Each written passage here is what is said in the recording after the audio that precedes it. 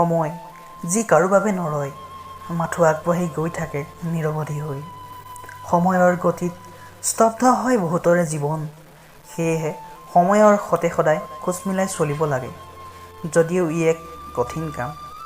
তুমি, মই, আমি সকলো বিলীন হৈ যাম এটা সময়ত কোনোবা অচিন দেশৰ মাজত, য'ত কাৰো ঠিকনা কোনেও নাজানিব।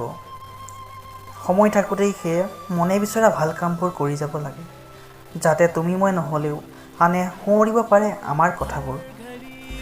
তুমি যদি ভাবিছা কিবা এটা কৰোঁ বুলি কাম, তেনেহ'লে কালিলৈ অপেক্ষা নকৰিবা, আজিয়েই আৰম্ভ কৰা। কিয়নো কোনে জানে কালি বা কি হয়, সময়ে বা কি সলনি কৰি দিয়ে আমাৰ জীৱনত।